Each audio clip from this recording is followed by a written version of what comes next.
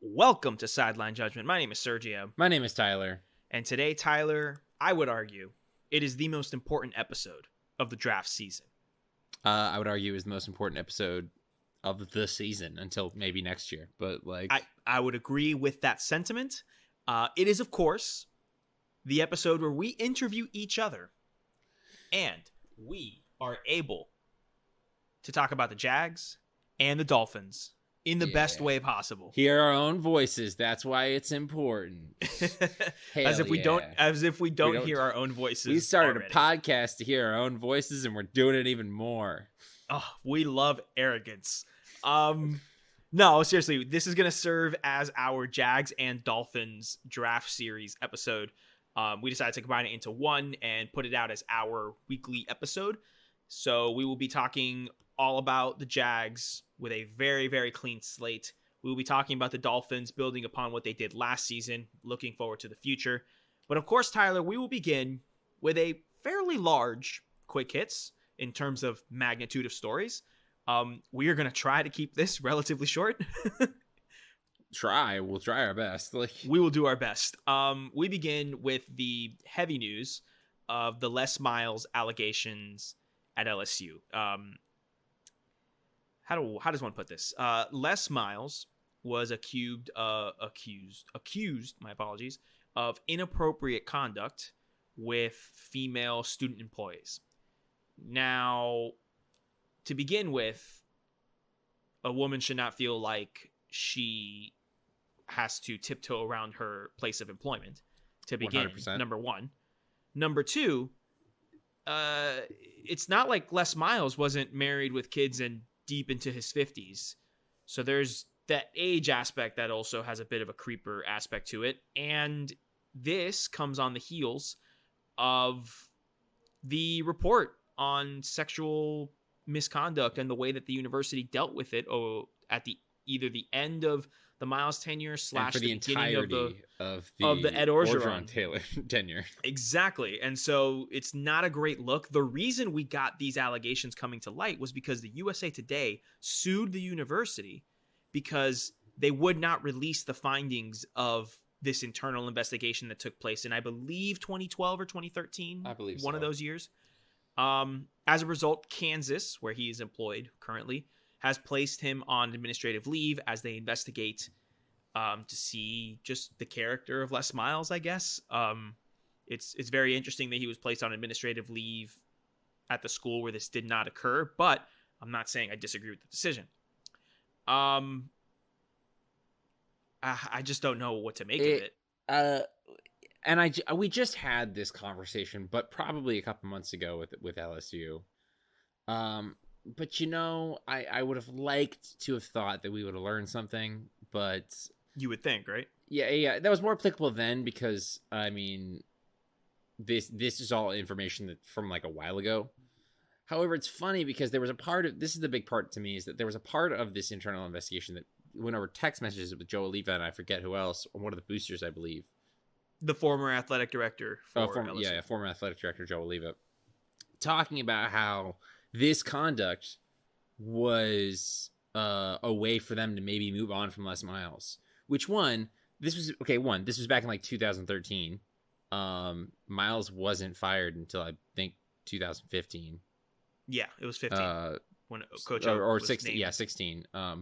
So they didn't do that. Two, they clearly know that this means that that's something he should be fired over, and so they knew that was bad and that they could selfishly even use it to their advantage to move on from Les Miles, which is disgusting in of itself, but we'll just put that aside for a second. But then they didn't, because he won a game against Texas A&M and his players carried him off the field. Does that excuse all that? Listen, it's very... I just think it goes towards a large problem, not just at LSU, clearly at LSU, but very clearly at LSU, but across college football as a whole, right? We're in a bit. We're going to talk about your new head coach of the Jacksonville Jaguars, Urban Meyer, who was not a saint at both his stops at Florida and Ohio State. He is not a saint already at his Jacksonville Jaguars it's been a couple months, if that, maybe just weeks. Time is a construct anyway, so it's time is a flat circle. So it's more a problem of just football culture as a whole, and it's sad that women can't feel comfortable in their own workplace and have to be relegated to being basically subjective to their physical appearance, and that in and of itself is disgusting.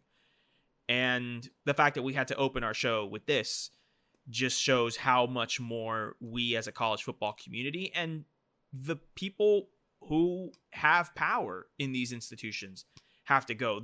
I read a fantastic column by Nicole Auerbach in The Athletic, and she opens it with a quote from, I believe, from this year, from earlier, like a press release earlier in the month in regards to these allegations and stuff, saying how we have to do better. We have to make sure, very much what you would expect from someone in a position of power to do essentially damage control on this situation.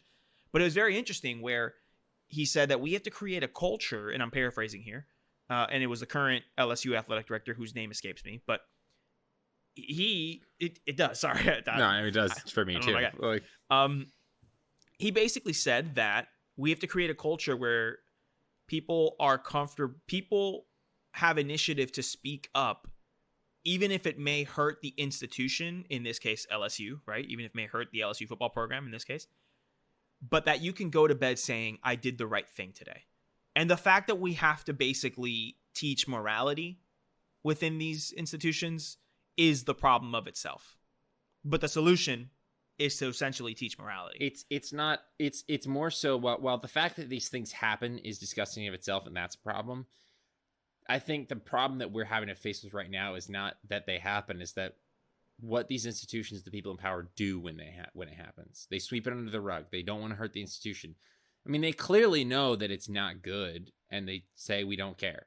And that, I won't say, is a bigger issue than the things happening, but it's the bigger issue right now, because that should be the thing that you should be able to control how you respond to a situation, but they are not. So we look forward to seeing what comes of this. We hope positive and good things, and that we are able to put women in a position where we uplift their voices and we allow for a diversity of not just ethnicities, but, of gender. And people learn from hearing people's experiences. And in regards to the LSU allegations that came before this, and in regards to the student at the time who came forward with this, their bravery needs to be honored and respected. And we hope that we as a society and as a football consuming fan base are able to learn from this, and especially the people in power to be able to make sure that this isn't something that continues to be perpetrated throughout college football and the professional football and just the sports world in general.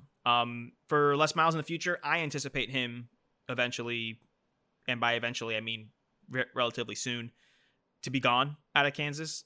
And I think that'll be the last that we hear of Les Miles, simply because it's not like his on-field performances were giving him the benefit, quote-unquote, benefit of the doubt. It was already, college football's passing by. He wasn't doing very good anymore. And then this happened. That's nail in the coffin, buddy. That's nail in the coffin. My Kansas bit ends here. I want to emphasize. My Kansas bit ends here. Well, maybe they'll hire a good new coach and it'll just pick right back up again. I'm not saying, I'm not betting on that to happen. I'm just saying, I would not bet on that either. Oh boy. Well, one guy that's also making his way out, Arik Gilbert is back in the transfer portal. For those who follow us on Twitter, you know that Arik Gilbert is the highest rated tight end in 24/7 sports history, coming out of the class of 2020. He transferred out of LSU and was on campus at Florida and was a member of the football team. It was a big get for Dan Mullen and the Gators. And then a couple weeks ago, he just kind of inexplicably said, hey, I'm going back in the transfer portal. You will have more information when I am enrolled at a school.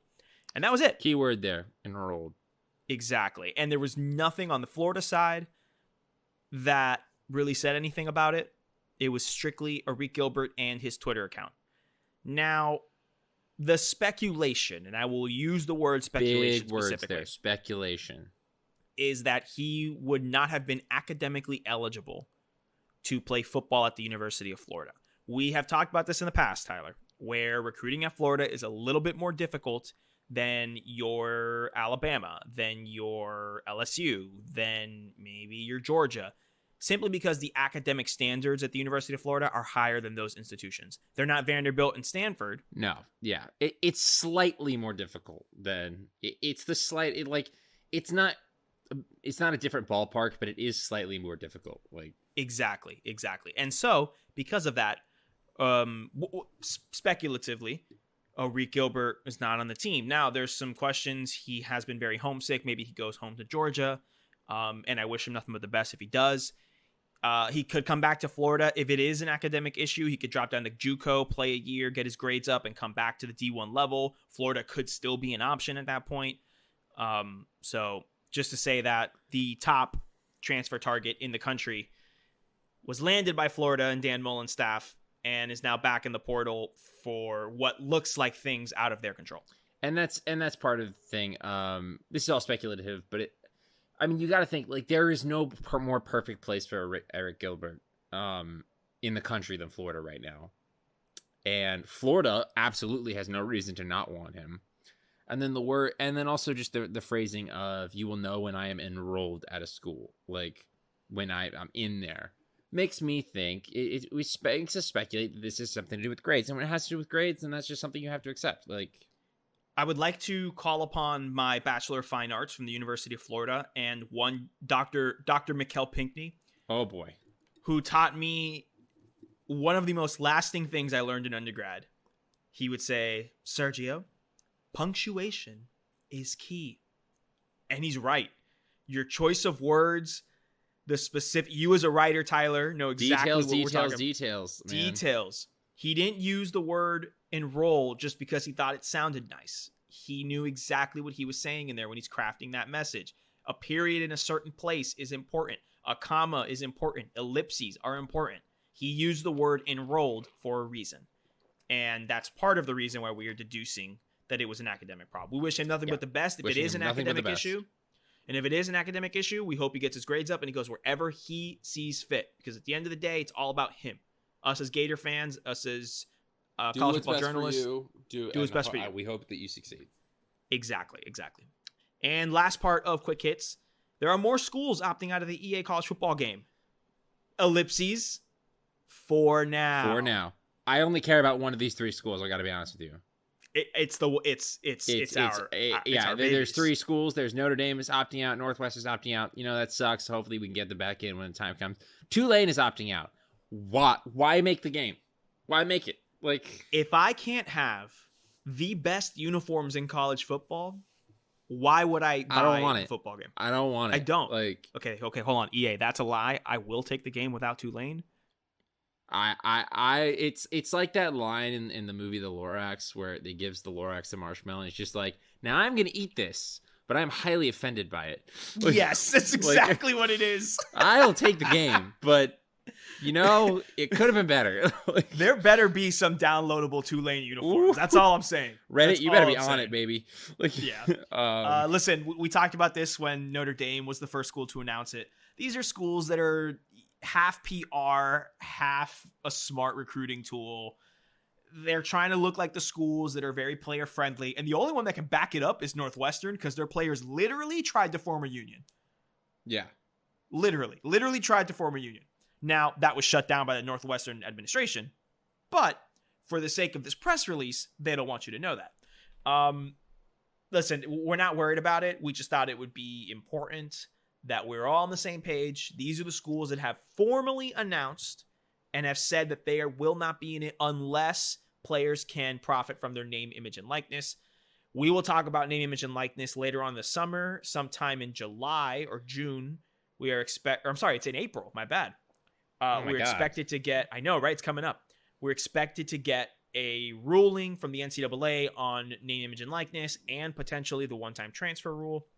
So we will update you more on that when the time comes. And it's important to note, just with people, about the way video games are made, that like this is going to be a little bit of a weird situation, because typically video games are already in development and have a team around them and are doing all this stuff before Twitter announces it. Like, like if there's just example, I don't know, out of my butt, if they're making a Batman game, by the time that they announce that they put the trailer out or put the promotional images out, they've been working on this thing for months. This is not the case with EA. EA, I'm pretty sure, like, because they said afterwards that, like, we are looking forward to forming a team to make this game.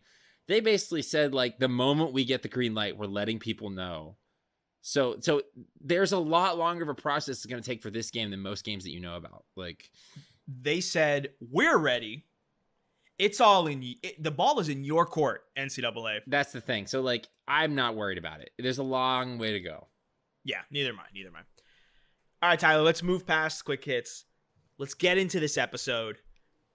We will be beginning with the team that has the number 1 pick. Say it again. That has the number 1 pick overall, in the baby. 2021 NFL Draft. Tyler K. Williams' very own Jacksonville Jaguars. Duval. Anyway. There it is. There's the Duval. All right, Tyler. We're asking each other the same questions that we are asking our friends and guests on the pod. I'll start. Tyler, what did you think of the 2020 Jacksonville Jaguars? They had us in the first half. They had it in the first half, I'm not going to lie. Like, this season is the case of 3 games in particular. 2 of which were not even played by the Jacksonville Jaguars. But, okay, this season was a roller coaster. There was the first game of the season where they beat the Colts in a game that I did not see coming. Come out hot, winning record right at the gate. Gardner Minshew saying in the locker room, this do not be satisfied. This is just the beginning. They would go on to lose 15 straight games. I was gonna say that's the moment in SpongeBob where you get the 4 hours later, and then it's just a completely different story. They lost every game after that, but good by the way. Which this was such a weird season because the entire time the Jags were losing, they were terrible. And they weren't even in the conversation for the first overall pick. Then 2 games happened. The Jets beat the Rams, and then they followed up the next week and beat the Browns. 2 playoff teams. And suddenly, the Jacksonville Jaguars were in the number 1 pick, and suddenly all that losing was worth it. All of it was worth it. And I want to clarify that picking number 2, I think would have been fine because I would have liked Justin Fields. Like, I'm Justin Fields. Apologist. That's so great to say after you're going to land a generational quarterback. I was saying that beforehand. I was just like, but it's not Trevor Lawrence. Like, and all of a sudden the mood around the fan base just changed. The mood around the season just changed. I had been going all season like after about after we were 1-0 and. After we went through our easiest part of the schedule was the early part, and after we lost every game after the first one, I was like, all right, let's tank. Let's just do it. Let's just let me say this. I was on board with the tank from the beginning. From the day I one. told you, and you can go back and listen to the pod episodes, ladies and gentlemen. I wasn't on board initially. You were not on board, but I told you, keep the faith. Tanking works. Trademark pending. Yeah. And eventually I got on board, and I had to convince everyone that I loved that as our Jags fans to get on board. They were not so happy because remember there was a game where the Jets almost won, and then Henry Ruggs and Derek Carr swept. Sorry, Greg Williams. Thank you very much. Sabotaged the win. And after that, I had a lot of Jags fans be like, "Well, what's the point? I just want to win now because we're not going to get the first pick anyway." And I said, "Keep the faith. Keep the faith." Because there were still 6 games left. I'm like, they're going to win 1. And then they did. They won 2, locking it up. And I just, it's been a long fight. It's just been a long fight. And this season was such a roller coaster, such a high from winning the first game, such a low point for the next 6 games afterwards. Glimpse of hope, back down again because it was taken out from under the rug. And then in a matter of 2 weeks, you flip it around, you have the number 1 pick. And that's not even discussing the offseason that we've had, which I can discuss now if you want. Or so let's pair up the last offseason and tie it with this one. So since this is about the draft, right? Amongst the, I don't want to call it a dumpster fire because you got the number 1 draft pick, but you got this specific. It was a fire number 1 sale. draft pick. It was a fire sale. Among the fire sale, were there any rookies from 2020 that stood out to you? I can think of 2. Yeah, I want you to talk about them because they're your boys. the number one for me is Laviska Shenault. Oh, that was my number 2. Yeah.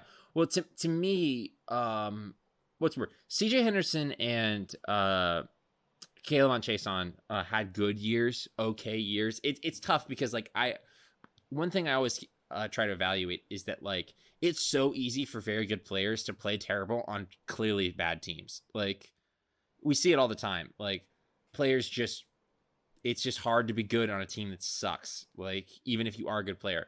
CJ Anderson had a really good start to the year. Then he got injured, battled some injuries. Caleb on Chason, I think, was playing in a defense that is not perfect for him. I mean, I completely forgot that James Robinson was a rookie, so that's why I was waiting to see. I'm out here with a timer. I'm an idiot, but I'm like, come on, my guy. I'm an idiot. I'm so infatuated by the electricity of Laviska Shenault that I forgot the consistency. I lived in a world where the consistency of James Robinson, which just didn't exist. James Robinson, who was robbed for Rookie of the Year, by the way. You don't have to preach Laviska Shenault hype to me. I was the one who called. So we FaceTime on draft night, first round. We typically do that. So whatever. But when you guys picked him up day 2, I called you. I said, pick. Did you realize what you just got? I loved it. But Laviska Shenault was great. James Robinson, my bad, totally brain fart. Because I don't even really. It's hard. I don't even think of him as a rookie. Like, I don't know what it is. Like, he just doesn't feel like a rookie to me. It's probably because he's undrafted. And I had no clue who he was going into the season. But there's a lot. The thing about the Jaguars season is that they sucked, but the Jacksonville Jaguars are the number 1 youngest team in the league. And now I feel like that's going to play into our favor. Because the worst thing to me you could be is suck and be old. Because then there's no potential. You owe everybody all this money. And right now the Jaguars have the most cap space in the league. And they have the youngest roster, which I think some pieces that are good. Like Laviska Shenault's really good. I think DJ Chark is really good piece. The offensive line needs some upgrades. But the rookies that sit out, I mean, James Robinson and Laviska Shenault are the big ones. Laviska Shenault could do so many things. James Robinson's not flashy as a running back, but he's so consistent is the thing. And I think that's what you needed. It's weird. He reminds me of a young Frank Gore. That is a great comparison. Hopefully he can be. Right? Yeah. Hopefully he plays for 20 years. I would love that. But it just in terms of workhorse and like you said, not flashy, but he'll get the job done. Well, what about the offseason, right? Let's transition into that since we talked about 2020. You got some pieces last year, like you said, youngest team in the league. What are you looking to approach, or what are you looking for? New coach, right? New staff. Yeah, it's Urban Meyer, by the way. I know we already talked about this. We've mentioned that. I didn't think we had to say it, but what's your ideal draft pick, right? Away from number 1, we know you're taking Trevor. That's a lock. We're not acknowledging other picks at number 1. No, the whole Zack Wilson thing is ridiculous to me. Which, by the way, if we were gonna pick a quarterback that wasn't Trevor Lawrence, I would want us to pick Justin Fields. Well, that's because you and I, Tyler, watch a lot of college football, and like we said, we should probably have a lot of NFL teams that hire people like us, so we could say, yeah, no, you're not taking him. But we think you're taking this guy. I had to keep explaining it to everybody who's not a Jags fan or doesn't know me as well as you. There's just Will Tyler, because they try to bug me, and it does bug me, but not for the reasons that they think. They're like, Will Tyler, I mean, what do you think's going to happen? What if they don't take Trevor Lawrence? I mean, Justin Fields went to Ohio State. Urban Meyer coached at Ohio State. And I'm like, okay, look, you're just trying to make me upset because you're trying to make me feel like, oh, it's uncertain. No, Trevor Lawrence is getting picked. I'm just getting annoyed at you because you're thinking because Justin Fields went to Ohio State, that means that Urban Meyer's going to pick him when he they weren't even at Ohio State at the same time. Wait. Use your brain, say that last sentence they one more weren't time. even at Ohio State at the same time. Like, Cool. Just for clarity. No, if Trevor Lawrence is to pick at 1, great, awesome. You're gonna love living in Ponte Vedra, Trevor Lawrence.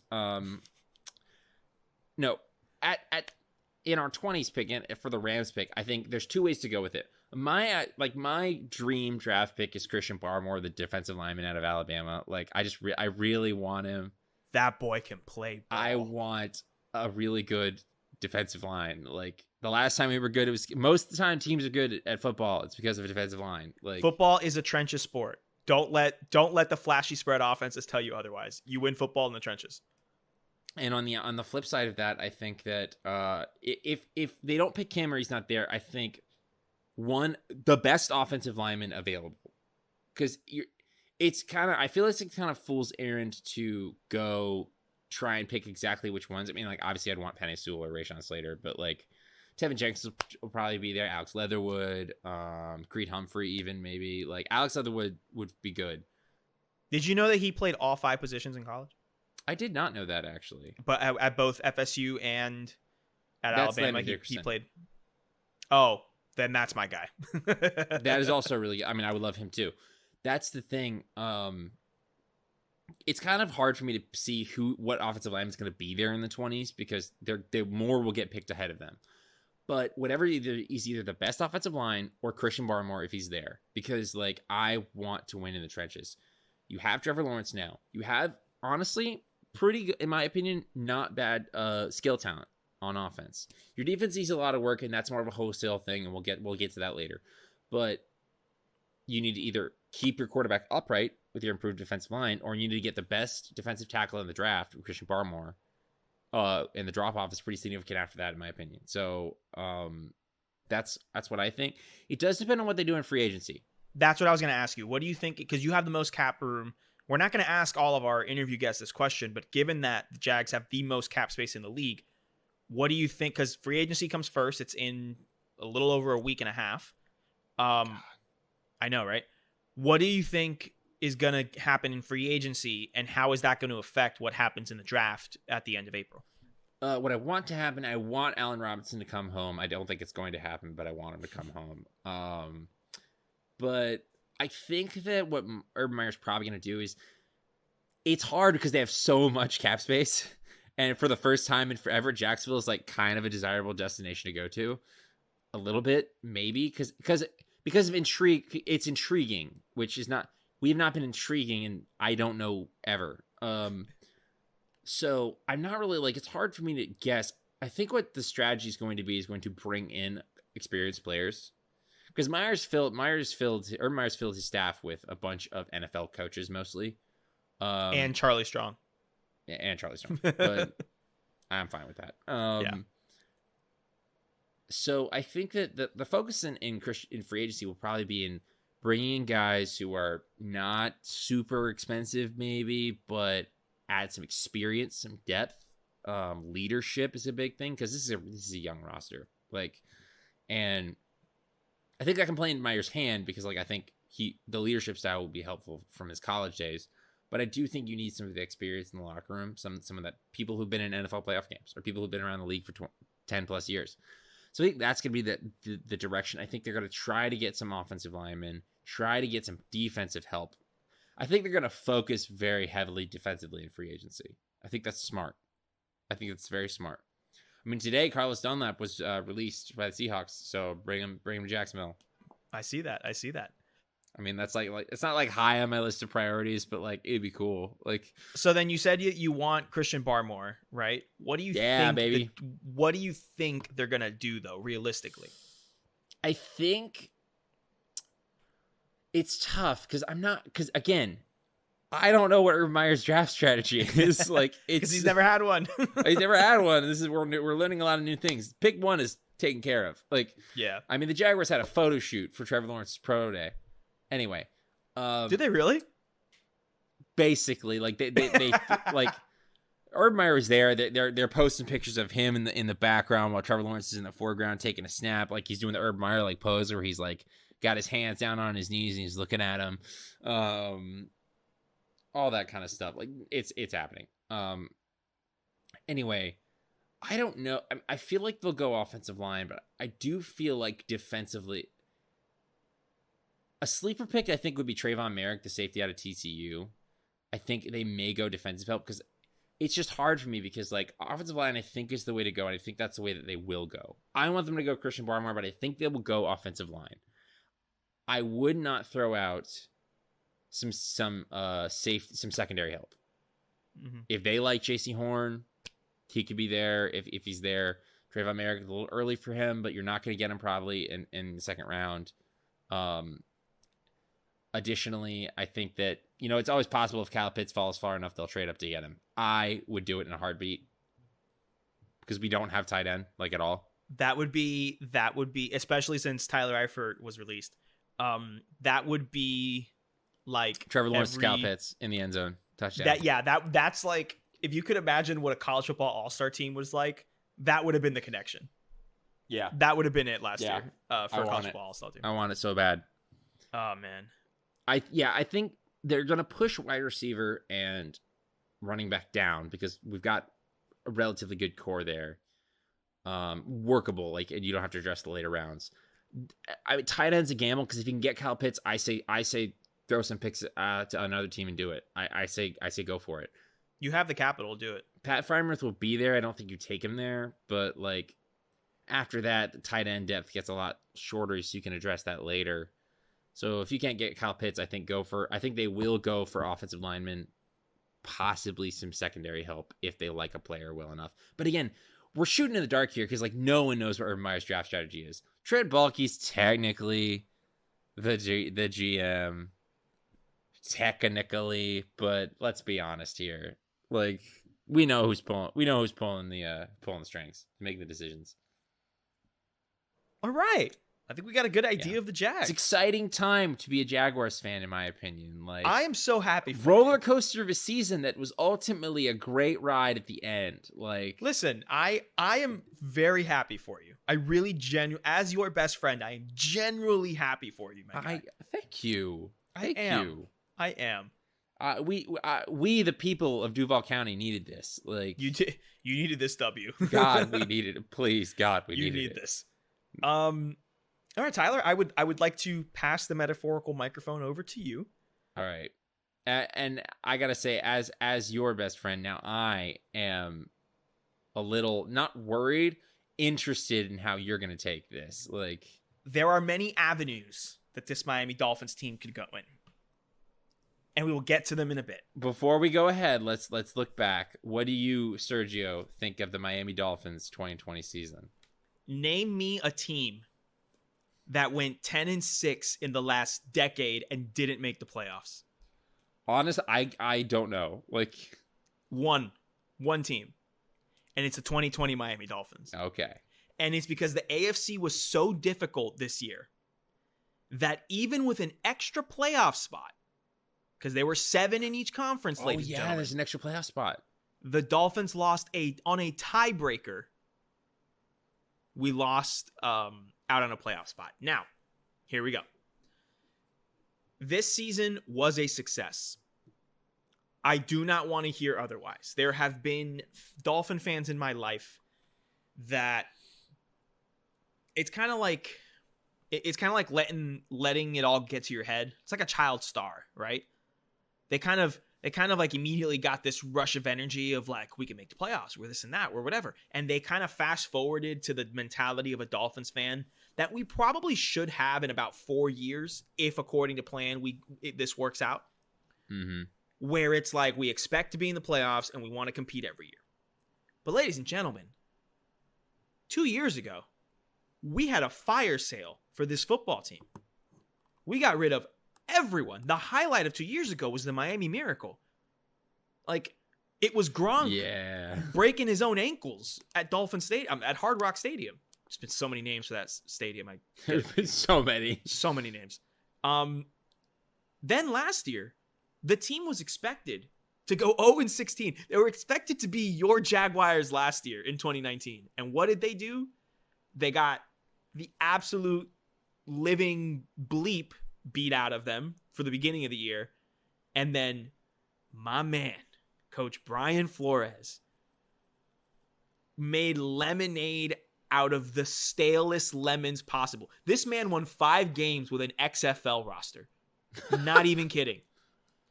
And we won like 5 of our last 8 games. We beat the Patriots in Foxborough to knock them down to play the Titans, effectively ending the Brady era in New England. That's what happened 2 years ago. Damn, that's good. Last year, we had our top 5 draft pick quarterback coming back from a horrendous hip injury, which in hindsight was probably a 1.5 to 2 year injury to come back from. None of our rookies had a rookie camp, mini camp, or training camp. And with a quarterback jumping from college to pro, you need that transition period, right? He had the best mentor in Ryan Fitzpatrick we could ask for. Completely understand. And he didn't start till like week 7 or 8. This man was learning on the fly.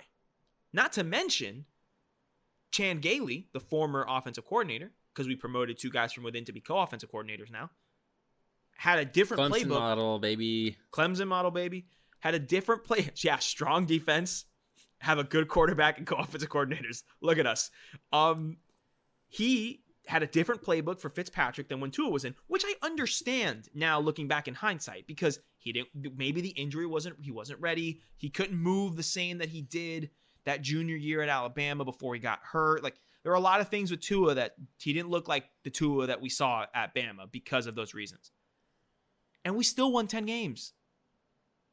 Like, I don't get it. We were hands down the second best team. This was a good team, and we ran up against I don't want to call it generational because I think that discredits them for the next couple of years, and I don't think that's the case, but the best Bills team in years, clearly. Oh, yeah, that's made the for AFC sure. title game. They lost like 4 games. So I think it was a success. I don't think the sky is falling. The question here is, where do we go from here, right? Where do we go from here? So overall for 2020, I think it was success. I think we still need to give Tua some time. And I think next year with a full training camp, with healthy hip, and with some upgrades that we're going to get to in a bit, I think this team is poised for, at the very least, I think realistic. I don't think it's unrealistic to expect the Dolphins to be in the divisional round next year. I think it's realistic to make the playoffs and win a playoff game. I think it's very possible. With as good as I think this team can be. That's my realism for next year. Real quick sidebar, because we have to talk about it just for briefly. Yeah.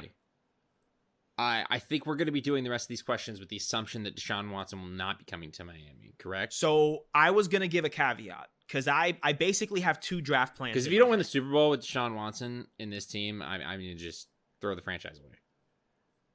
Honestly, I wouldn't be opposed to it.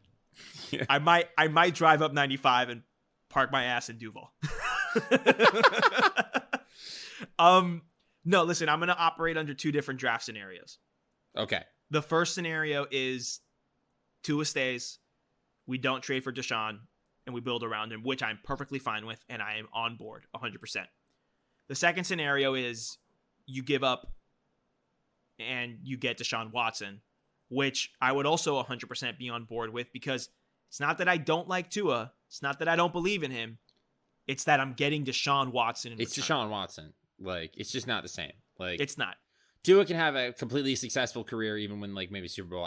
He will not be Deshaun Watson to me. Correct. Deshaun Watson led the league last year on a 4-12 Texans team that was literally trying to sabotage him. Yeah. And he led the league in passing. Take that as you will. Yeah. Yeah, we're trying to transition over there. Were there any rookies from the 2020 class that stood out to you on this team that was very good? Like, it was. I think the bigger, like, rookies that kind of stood out to me, they weren't the high level rookies that we thought, right? Because we had 3 first-round picks last year. Tua, obviously, at pick 5.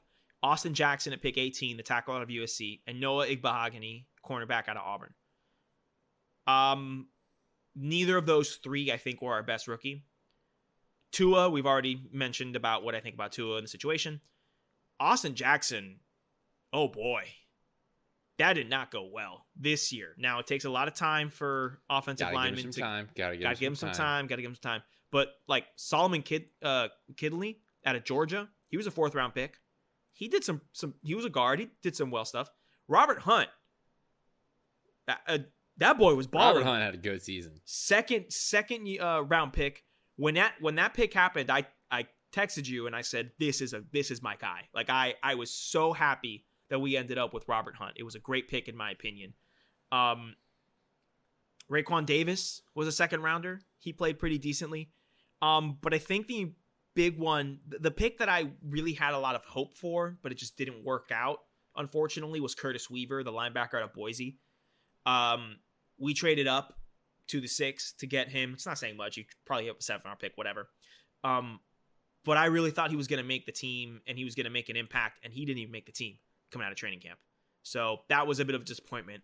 But then I think just because of the lack of weapons that this team had last year, Malcolm Perry was our 7th round pick, former Navy quarterback, the man that broke FBS records with rushing yards as quarterback, ran that triple option at Navy like no one's business. He converted to wide receiver, and he played pretty decently in the slot. Like he was serviceable. I don't think he's a number 1 option in the slot. I don't think it's his 3rd option either.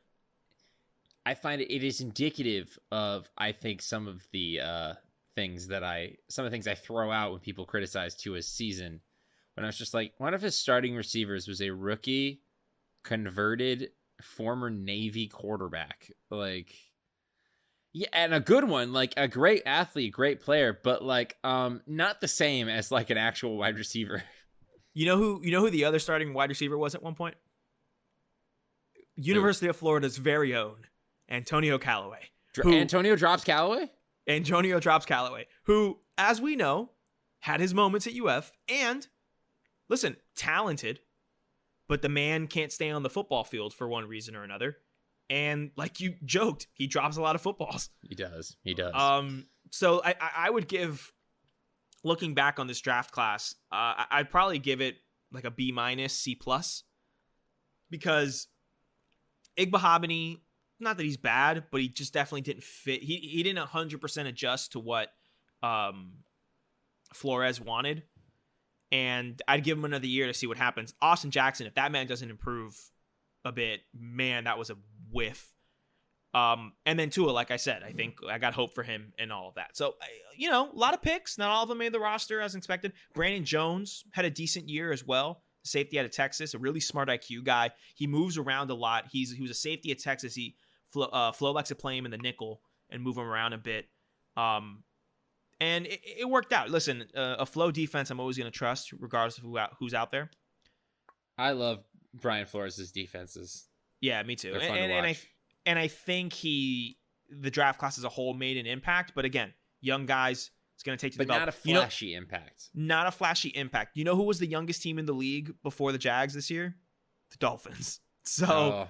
Oh, that makes me feel better. That makes me feel a lot better. A lot of hope, things to happen, and we got some picks this year, and we have a decent chunk of free agency space. So that's what I thought about the 2020 class. In that case, moving on towards 2021. What is your ideal draft pick for... Now, keep in mind, you have 2 first-round draft picks. Yes. For 3 and 18. What are your 2 ideal draft picks? Or draft decisions you make with those picks? So first and foremost, I will be sending Bill O'Brien an edible arrangement. Yeah. I really appreciate it. Thank you. And again, this is where 2 schools of thought come in. We could still trade for Deshaun. If we trade for Deshaun, I would not be opposing giving up the 3 pick. I would prefer to give up other picks, like 18, maybe their second. I'm becoming less and less convinced that you're going to get it without giving up the 3rd pick. Me too. So we're going to operate under that ideal, right? If we get up the 3rd overall pick for Deshaun Watson, yeah, it's a win. We literally just finessed the Texans. I would, honest to God, I this might be a hot take. I would give up the 1st overall pick even this year for Deshaun Watson. Again, this plays on the idea that like I know Deshaun Watson is a good NFL quarterback. That's true. And there's still an element of failure in any draft pick you take. Yeah. Whereas I'm like, Deshaun Watson's a sure thing. That being said, that's just a good. I mean, that would never happen. Like, so parentheses on that before we go back to the Dolphins.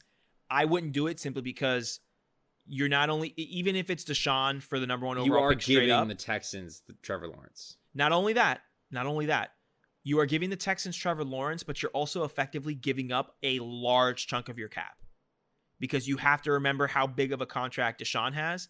And I think the way that you're going to construct the team in free agency is contingent on having a rookie quarterback playing like an all-pro, which I believe Lawrence can become, as has been stated multiple times on the podcast. Yeah. So that's why I wouldn't do it for that. It's funny to talk about these things because once again, they're not going to happen. So exactly. So back to the Dolphins in the 3 overall pick. If we trade for Deshaun, great, it works out. If we don't trade for Deshaun, I am pro trade. I would like to trade back. I think the most realistic spot would be 8 with Carolina. I think Carolina has expressed they're very hungry that they want to get a quarterback and make a move. I would not be opposed in doing a trade that is pick 8, another first rounder, and 2 seconds. I think we can get 2 first rounders in a second. So 3 first rounders, right? Swap picks, 2 more first in a second. I think that'd be great. And at that point, you take your pick between, we need weapons, right? Get to us some weapons. I think we take our pick between Chase, Smith, Waddle, or Pitts. Those are the guys that I think it's between at that point. And it's literally let the draft come to you. We'll assess at that point. If we have to pick someone at pick 3, I believe that the Jets are going to be dumb and they're going to give Sam Darnold another run, which means they're going to actually be. I do, and I think that they're going to be smart by making a dumb decision and giving Darnold another year. They're going to accidentally make a smart decision and draft Penei Sewell. Does that make sense? Yeah, yeah, I understand what you're saying. Like long term, like Darnold's not the answer, but you get a really good player out of it. So like next year, you're gonna have to draft a quarterback anyway. So exactly, they make the right pick for the wrong reasons. So if that's the case, I am pro Jamar Chase. I think Jamar Chase is the best wide receiver in this draft. I don't think it's a competition. I love what Devontae Smith did. I love not the potential. I love what Jalen Waddle showed that he could do, and fully healthy, I think can do again. And of course, we don't need to talk about Kyle Pitts anymore. The man is a weapon. He's not a tight end. He's not a receiver. He's a weapon. So, but I think Jamar Chase getting to a wide receiver that can go up and get it is very important. And I would be pro Jamar Chase. If we fall at 8, you take those 4 weapons. Pick your poison. Yeah, because you need weapons. We do need weapons, and I would be opposed to that. Now, there's also a school of thought where at 8, we could take a lineman and get a good lineman. Get someone like, what's the man's name out of Northwestern? Whose name is Rashawn Slater. Rashawn Slater. I think Rashawn Slater could be there. Unless the Jets take Penei Sewell in that sense, because then the Bengals would take him. Because the Bengals probably, but still, if the Bengals take anyone that's not an offensive lineman, I'm gonna have physical problems with them. Exactly. Yeah, for real. I might drive to Cincy and fight them by myself.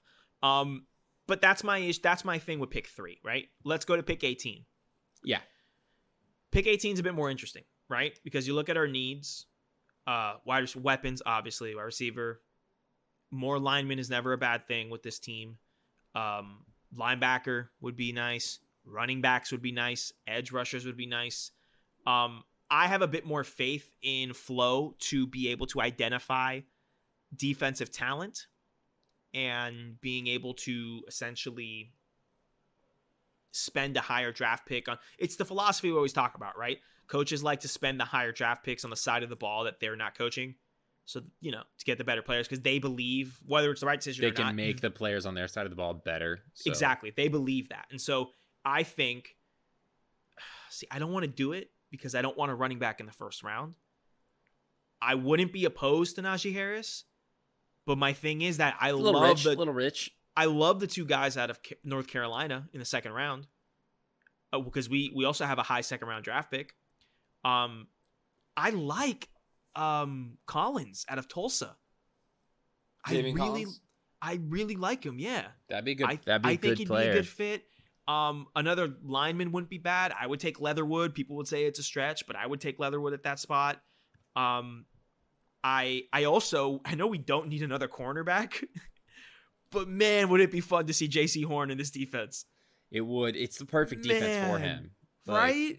Such a press man heavy defense. Oh yeah, put two guys on the island. Maybe that's the move, right? Maybe they let Xavier Howard go because he's in a contract situation. I know you're getting rid of one of the top cornerbacks in the league, but you got Bobby McCain, who you just signed to a massive deal. You bring in J.C. Horn, boom, you got your two lockdown corners. Maybe you trade Xavier Howard. Maybe you franchise him and then trade him. But that would have to happen tomorrow because or today when you're listening to this. You know what I mean? So it's interesting. It's weird. Those are what I'm floating out. There's so many directions this team could go in. Just get the talent, and I have faith in flow, right? I think the primary issue, though, is weapons. Get my guy Tua some weapons, and we're of like the opposite. We're of like the opposite. Our teams are of the opposite problem because like my team, weapons would be nice. Don't get me wrong. Like this team, Jaguars need a lot of things, but they're gonna get a quarterback. I think they need to address the trenches. Like they need to address the trenches. Whereas I think the Dolphins have pretty good trenches relatively. Like I wouldn't say no to like they could get better, but like their need is specifically in the weapons degree. And Jacksonville actually doesn't have that. They have some weapons. Like yeah, and it's more offensive because you look at guys like Christian Wilkinson. We talked about Rashawn Slater. Like we got guys on the defensive side of the ball that can ball. You know what I mean? Good. We got good picks. So yeah, or good guys. We'll see what happens there. It's like I'm pretty sure if Brian Flores could, he would have swapped. Even though the Jaguars receiving core is not that great, Brian Flores would have swapped the Dolphins receiving core for the Jaguars receiving core last year. Oh yeah. Oh my gosh. Yes. Oh my gosh. So that's indicative of like where the team needs are. Exactly. So that's what I'm thinking would happen. So yeah. Well, in that case, now that you said what you think you want to happen, what do you think will happen? Like this is the tough one because like you're because I was just having this question. I was just like I kind of explained what I think will happen, but then I have to step outside of my mind and be like, well, would they actually do that, or is this just Tyler being like, oh, I want this to happen? So putting myself in Chris Greer and Brian Flores' shoes, I think they're going to take Devontae Smith pick 3. Really? I do. I think they're going to, yeah. It's going to take me. I don't think it's a bad pick. Like, it's going to take me 20 minutes to talk myself into it, but it's not like we said, not a bad pick. Not a bad pick. Just maybe not the one I would have gone with. I would trade down. For the record, I am 100%. I am pro trade down in this situation because you there's so many teams below you that want that number 3 spot. Yes, and we are at a point where, regardless of who falls to whatever pick, and for some reason I have pick 8 engraved in my mind with the Panthers. So for the sake of this argument, let's just say it's pick 8. Someone drops down to the back half of the top 10. I'm fine with going with whoever falls to you at that point. You know. Mm-hmm. What's the big boy from Auburn who the Panthers drafted last year? Who you wanted? Derek Brown. Derek Brown fell to the Panthers. You know, so who knows who could fall in the back? There's always someone that falls in the top 10. So that's what I think will happen. And I also think they're gonna address some of the weapons need in free agency. Right? We don't have as much free agency or cap space as you guys do, but there's rumors that we're going after Aaron Jones. I wouldn't pay him the $15 million he's asking for, but I wouldn't mind giving him a contract and having him come in. I wouldn't mind going after Allen Robinson, obviously a Chris Godwin, but we think I feel like Allen Robinson is more likely to go to Miami than he is back to Jacksonville. Like I really want him to go back to Jacksonville personally, but I think he's much more likely to go to Miami. Right. So, you know, maybe you draft, let's say we go with what I think they'll do. They draft Smith, they sign Robinson, and they sign Aaron Jones. All right, you got Myles Gaskin, Aaron Jones in the backfield. You got Allen Robinson, Devontae Parker, and Devontae Smith in as the wide receiver core. That's a significant upgrade for Tua from Malcolm Perry, a converted wide receiver, a converted quarterback, and Mike Gesicki, who I still like and I think is a great tight end. But he was hurt last year sometimes, you know what I mean? So get him on the field, you know? So that's where I think what they'll do.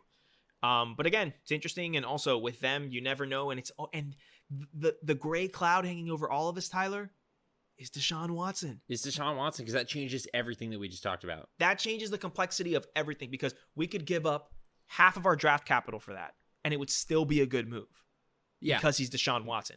It would eat a chunk into our cap space, and it would still be a good move because he's Deshaun Watson. Immediately, to me, in my opinion, Bills fans, you can get mad at me. I think that Miami is the team to beat in the AFC East. Then. Listen, Josh Allen had a career year, and hopefully, for the sake of NFL, right, for the sake of football, right, take away my Dolphins fandom. I just like football. I want him to continue on that path. That would be great for football. Yeah. But you know who I would take over him in a heartbeat? Deshaun Watson. Yep. You know? Yep. And so, yeah, I mean, and that's the thing is that, like, Josh Allen had a like career year. Yeah. I am expecting a little bit of regression. I still think he's going to be good, but it's a matter of like, Bills are very good this year because Josh Allen was spectacular. They'll probably just be okay next year. You're right. Did their offensive coordinator stay? Yes, he did. Okay, so then yeah, Okay, I so would maybe expect. I take that back. I guess I forgot that I just kept assuming that he was going to leave because he was very good. Well, as we have come to realize, Tyler, NFL teams don't always make the right coaching decisions. It's true. It's true. The coordinators, the offensive coordinators for the Bucks, the Chiefs, and the Bills all stayed at their teams. The one thing that you could always wish for with the NFL to help with turnovers is that coaches of good teams leave them. Right. And that didn't happen. Right. So who knows what happens there? All right. I think we got some Jags and Dolphins content. We did it. We did it, Tyler. We did it. I don't think we got too high, and I don't think we got too low. It's just all the way up from here for me. Like, I mean, there is almost no way it could be worse, like, than what last season was. In the words of the great Michael Jordan, ceiling is the roof, Tyler. Yes, the ceiling is the roof. I mean, I need to reiterate that the Jacksonville Jaguars will have Trevor Lawrence in but a few weeks' time. And we will be back next week with our mock draft 2.0. And I want to say this from the beginning, right? I'm going to do some weird things in that mock draft. It's going to be fun. The one thing that will not change in every our mock drafts start at pick 2. Let's just go from absolutely. Let's just let everyone know now. This is like last year with Joe Burrow. Like, no, it's not. No one else. The Bengals aren't taking anyone else, and the Jaguars are not taking anyone else. Facts. Like, there we go. Stay mad, NFL media, that Jacksonville's getting a generational quarterback. Stay mad. We love to see it. Hey Tyler, before we head out, let's finish with tweets we've shared. Yeah. In light of this NFL draft talk, my tweet that you've shared with me is from Kyle Krabs. It is in response to a tweet by Andrew Siciliano, where Andrew Siciliano is interviewing Jalen Waddle. Now, backstory to this. At the Senior Bowl, apparently, Devontae Smith was asked by a scout, Tua Tagovailoa or Mac Jones? And Devontae Smith answered emphatically Mac Jones, according to what was said. In this interview, Andrew Siciliano asked Jalen Waddle the same thing, and Jalen Waddle says, I'd go with Mac Jones. Clarification, he said it in regards to, we came in together, that's the guy I've spent most of my playing time with, yada, yada, yada. And then the image you sent was of, as a meme of Steve Buscemi, like, and it's up against a list that says people to draft. Devontae, line through it. Jalen, line through it. And the only one left is Jamar Chase. Which time is Dolphins a flat circle. Be like this. Which time is a flat circle, because that's probably who we should draft in the first place. Yeah, I mean, I'm here for it. Like, I am also here for it. It was not surprising to me that the wide receiver who won the Heisman picked the quarterback who won him the Heisman.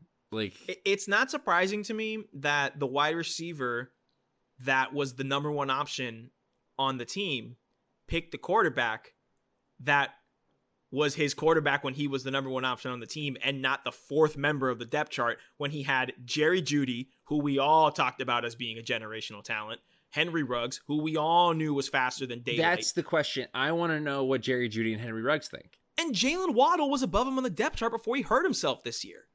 Yeah. Like, it's not, you know what I mean?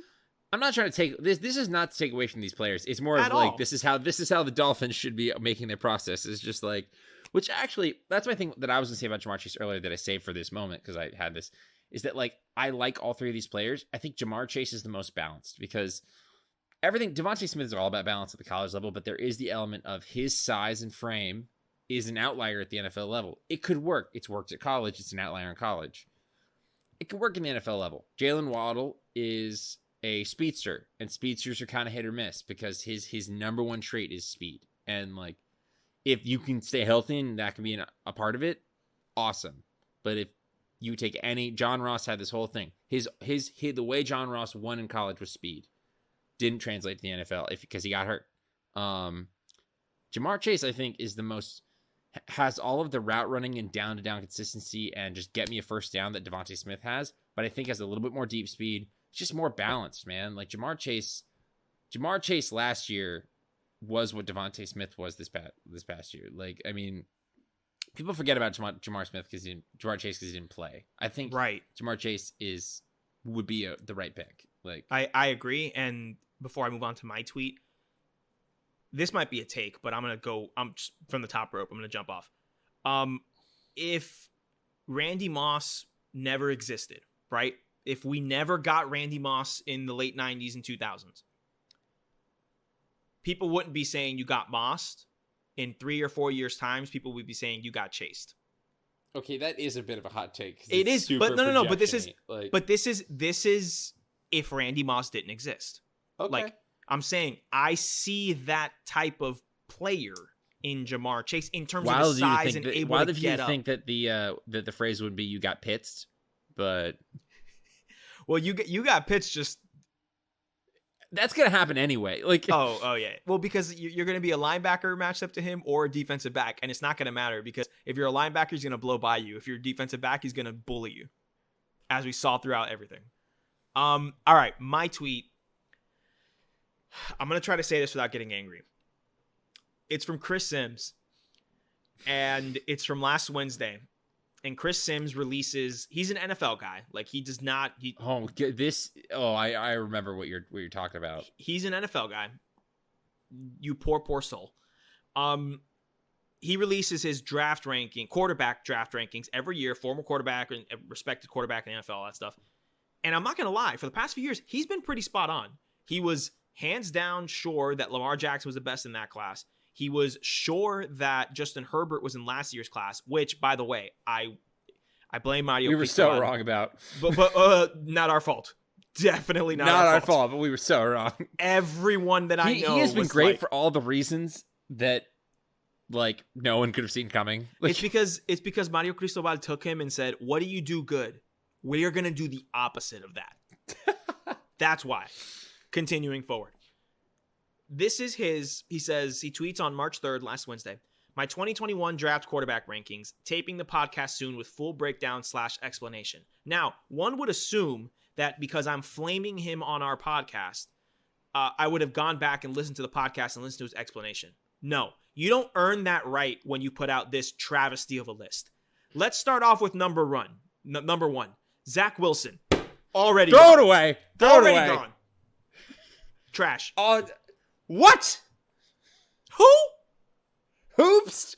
A Mormon? A white man? No. That, for the record, ladies and gentlemen, that is a New Girl reference. I don't want to get thrown around. That is a New Girl reference. All right. And what did they do about it? Nothing. Of course. So Zack Wilson's 1. That's a problem. Trevor Lawrence is 2. I mean, I guess if you're going to put someone else 1, Trevor Lawrence has to be 2. Just ridiculous. Like, number 3, Mac Jones.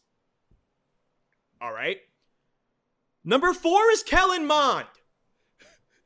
I'm about to throw something so freaking hard. Kellen Mond is the college equivalent of Michael Thomas.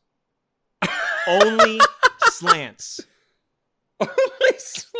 Okay, you know what? Okay, I'm going to say the same freaking thing I've been saying for years. The whole Kellen Mond hype is built off of one game in his second year starting under Jimbo against the number 1 team in the country at home, a game in which he lost. You know who beat him that game? Partly Trevor Lawrence. Kelly Bryant. Kelly Bryant led the game-winning drive on that game. Man's lost Kelly Bryant at home. And I know Florida. He beat Florida twice because we didn't want to see he was a freshman. He beat us last year when he was a senior. Whatever. I don't care. It doesn't change the fact that... Wait. So you mean to tell me that we're going to give credit to Kellen Mond for beating Florida the first time under the Jim McElwain regime? Wearing those swamp uniforms? Which I was at that game, by the way. And then we're going to give him credit because just Todd Grantham decided to not show up in College Station that weekend? Is that what we're going to do? Yeah. That's what we're going to do now? That was his best game that he's ever had statistically.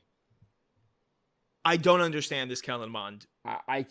Kellen Mond. Listen, like we were agitated because Trevor Lawrence wasn't one. This is a whole new level. No, this is the most egregious thing to me because I can this even is the buy. yes. Look, here's the thing: he put Zack Wilson one because he wants to be different. Somebody's got to be over Trevor Lawrence. Okay, whatever. Stupid, but whatever. Wrong, but whatever.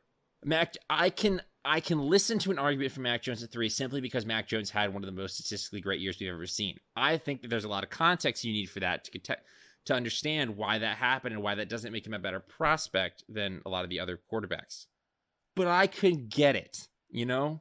I could be like, okay, he did it. He produced at that level. Let's see if he can do it again. Kellen Mond, you're going to tell me that Kellen Mond is the 4th best quarterback in this class? No. I'm not going to tell you that because I watch college football since 2014 religiously. I know exactly who Kellen Mond is. I'm mad now. I'm mad. I'm not mad with the team drafting Kellen Mond and trying to develop him, taking him in the 3rd or 4th round. I'm not mad about that. That's where he should go. Well, yeah. I hope the young man succeeds. Right. And he's talented enough for someone to go in and try to, develop him into more than just a slant passer. I'm not entertaining the 4th quarterback off the board. I'm not. I'm simply not entertaining. This is the Bucks drafting a kicker in the 2nd round level of egregious. Ooh. I'm not holding back. Like this is what makes me upset is that like there are going to be people out there that think this is gospel.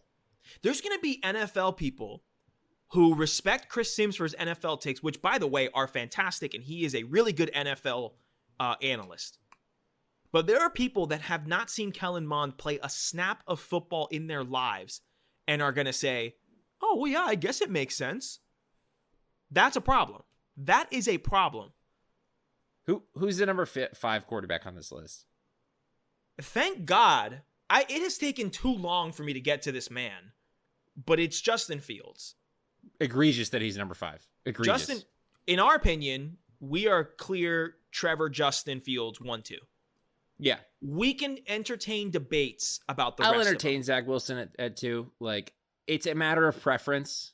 Like, it is a matter of preference. I'm not day-day. I will entertain Zack Wilson at pick 2. Yeah. I will not entertain Kellen Mond in your top 5. No. And I will not entertain Kellen Mond above Justin Fields, regardless where on the list you put them. No, I agree. It's not happening. What happened after the semifinal game when Justin Fields put on a clinic and everyone in the universe said, oh yeah, that's clear number 2. What happened since then? Because none of these players, with the exception of Trevor Lawrence and Mac Jones, none of these players except for Mac Jones in the championship game, played another game after that. None of them. Nothing has happened.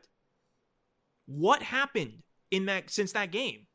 I'm genuinely mad. I don't know. I guess a couple pictures of I guess a couple pictures of Zack Wilson's Mormon face with his little bandana started circulating. No, listen, but that's the thing. I'm not discrediting people who put Zack Wilson over Justin Fields because while I don't agree with that sentiment, yeah, I can see the point. I can understand see it. I can see what you mean by it. Like, I can see where people are getting with that. Like I said, I can even entertain all these talks of Mac Jones for getting higher than he should be because of what he did. I just don't understand the thing with Kellen Mond. Like, I just don't get it. It's just tools. But he had Jimbo Fisher, a coach who has made quarterbacks play better than they are. And he didn't play that good? So what should that tell you? It should tell you a lot. This man made DeAndre Francois like a legitimately good college quarterback for like a season. Like a legitimately good college quarterback. Like, and then look at everything that happened after that. Like, Listen, this man took the scraps and remains of James Blackman and turned it into a bowl. He went to a bowl with James Blackman. He went to a bowl with James Blackman As a freshman. Yeah.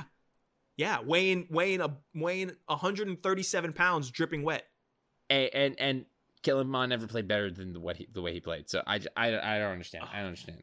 Anyway, rounding out the list is Trey Lance, which I get. And I would honestly put him higher because I watched him in 2019. And that was one of the most accurate quarterbacks I've seen in a long time. Yeah. Small sample size, in my opinion. Small sample size, I agree. But I mean, he's got everything you'd want for a team to. That's the thing with Kellen Mond. He's toolsy, but he has a very large sample size. I know exactly what kind of quarterback he is. Like, I can't even lie about. Stay with Trey Lance. Trey Lance is also very toolsy, and like he's a very small sample size that's very good. But you can lie and tell yourself that's indicative because like it's small. You just don't know because it's not big enough. Kellen Mond started for like 3-4 years. Yeah. Yeah. Anyway, let's lower our blood pressure, Tyler. Okay. And let's talk about how next week we will be back. We will be releasing our mock draft 2.0. And we will also be continuing with our NFL draft interview series. This coming week, you will be getting an episode where Tyler interviewed his friend. She is a Green Bay Packers fan, and I apologize, but her name is escaping me, and her name is Mackenzie McClintock. Mackenzie will be coming on the pod. Tyler has interviewed her. That will be released later this week, along with my friend Lucas, who is a Baltimore Ravens fan.